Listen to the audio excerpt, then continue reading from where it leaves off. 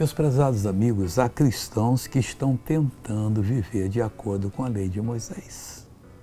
Eles estão participando das festas israelitas, achando que aquilo ali é uma beleza, estão vestindo igual judeus e gostam de dar shalom, em vez de dar paz, que nós falamos português, porque não dá paz, né? Não, shalom, e fala outras coisas. Essas pessoas não estão bem, espiritualmente falando.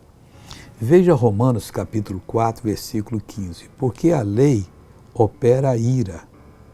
Porque a lei opera a ira de Deus. É isso que ela vai trazer sobre a pessoa que a pratica. Porque onde não há lei, também não há transgressão. A lei já acabou. Nós estamos no reino de Deus. Quando nós desobedecemos a Deus, é só chegar e pedir perdão.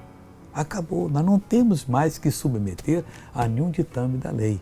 Ao contrário, temos que entender o que ela estava dizendo, cumprir com amor e Deus vai nos dar a bênção.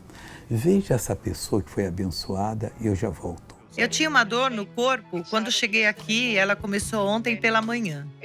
Era tão severa que eu achava que não conseguiria chegar aqui. Uma dor severa, mas e agora? Agora saiu. Saiu, graças a Deus. Eu não conseguia mover os músculos do estômago, mas agora eu posso. Glória a Saiu Deus. toda a dor para a honra e glória de Deus. Saiu. Voltei para unir a minha fé com a sua.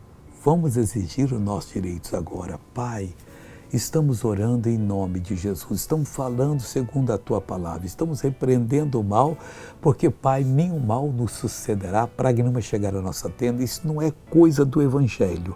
Pois, Deus, essa pessoa está liberta agora, ela está pedindo perdão, está perdoada, todo mal sai da vida dela, em nome de Jesus.